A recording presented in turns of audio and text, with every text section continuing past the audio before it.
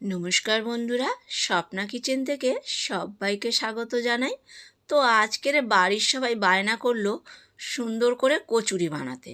তো ঠিক আছে, কচুরি বানাও বললো। না, সেই যে সুন্দর একটা কচুরি খাইয়েছিলে আগের বছরে, সেই কচুরি বানাও। তো শুনে বাজারে চলে গেলাম, ছুটে 1 কিলো মটরশুঁটি নিয়ে চলে গেলাম, বেশ সবুজ সবুজ দেখে। তো কি কচুরি খাবে? মটরশুঁটির খোসা দিয়ে পুর বানিয়ে কচুরি খাবে। তো যাই হোক, এই মটরশুঁটির খোসাটা এইভাবে ছাড়াতে হয়, ভেতরে না এরকম শক্ত থাকে।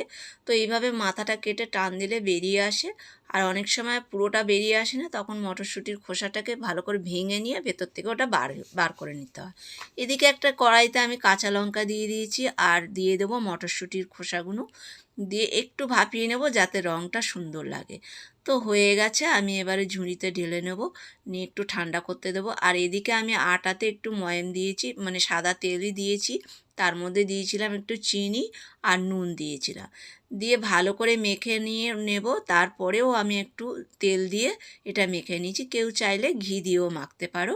তো আমি এখানে সাদা তেলই ব্যবহার করেছিলাম।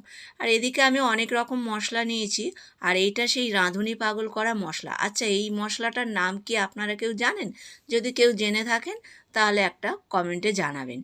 আর এদিকে আমি মিক্সিতে যেটা সেদ্ধ করেছিলাম ওটা নিয়ে নিয়েছি, আর একটু আদা আর কাঁচা লঙ্কা দিয়ে নুন দিয়ে ভালো করে পেস্ট করে নিয়েছি। আর এখানে আমি একটু হিং ফোড়ন দিয়েছি, দিয়ে এটা ভালো করে একটু ভাজা ভাজা করব।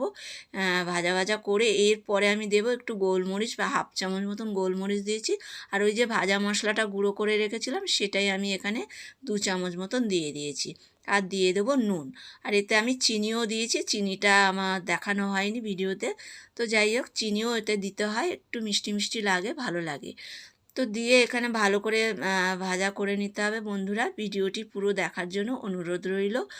আর যারা যারা যারা আমার এই ভিডিওটি দেখছেন সবাইকে ধন্যবাদ জানাই।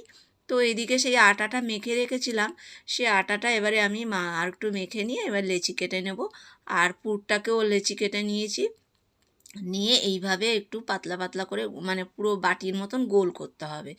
তো গোল হয়ে গেলে আমি এরপরে পুরটা দিয়ে দেবো। পুরটাও আমি গোল গোল করেই রেখেছিলাম, দিয়ে ভালো করে মুখটাকে আটকে নিতে হবে, এইভাবে মুড়ে নিতে হবে যাতে না খুলে যায়। দিয়ে এরকম হাত দিয়ে চেপটে নিয়ে আমি এরপরে এটা হাত দিয়েই গড়ে নেবো আস্তে আস্তে। তো প্রায় আমার এখানে এইভাবেই গড়ে নিতে হবে, বেশ সুন্দর লাগে এটা, কিন্তু খেতেও খুব সুন্দর হয়েছিল বন্ধুরা। তো আপনারা যদি চান একবার এইভাবে বানিয়ে খেতে পারেন। আর ফেলা জিনিস দিয়ে এত সুন্দর যে রেসিপি হয়